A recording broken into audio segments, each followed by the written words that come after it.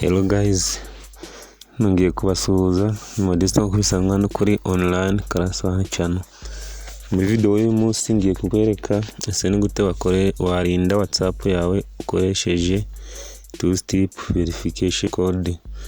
Okay, tarakora subscribe na kandi kuri channel yanjye yitwa online class 1 Kinyarwanda. Ndatinze rero uraza muri phone yawe ubundi ufungure WhatsApp. Numara gufungura WhatsApp biraza uku. Iyi ni WhatsApp nshasha ndi gukoresha, then numara kwifungura aho hejuru mu nguni iburyo urahabona utudomo dutatu, then udukoreho. Numara kudukoraho birahita bifunguka gutya, then umanuke hasi aha ukande hano handitse setting. Numara gukanda setting urahita ubona screen imeze uku, then uze hano handitse account. Ndakeka turi kugendana.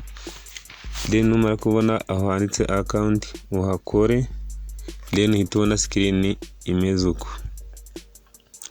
Numara gukanda handitse account ukabona screen imeze gutya, uraza ukanda hano handitse ngo two step verification, then uhakande bifunguke gutya. Murabona hari hejuru ari utunyenyeri n'ahantu ugiye gushyira iyo code, then hano hasi handitse ngo turn on, then uhita ukora hari handitse turn on.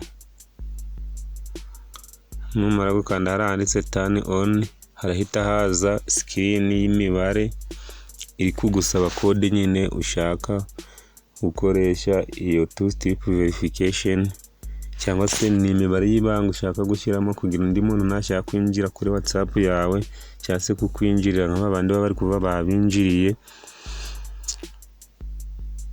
n'abatayizi nyine ntabwo bizashoboka ko yinjira WhatsApp yawe. Uraza rero uhitemo imibare ushaka, ni imibare ndakeka ari imibare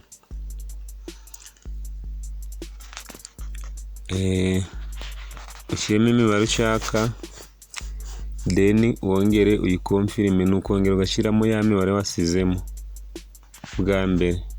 Imaze kwishyiramo rero uhita ukanda hano handitse save, then uyisavinze. Ni ukuvuga ko nta muntu ushobora kuba yakwinjira kuri WhatsApp yawe atazi iyo two step verification code yawe, aba ari imibare 6. Okay, ndabashimiye, ndakeka kano ka video kagufashije. Niba kagufashije kora subscribe kuri online class 1 Kinyarwanda, then nagasharinge n'abandi babashe kumenya uko barinda WhatsApp yawe. Okay, thank you very much.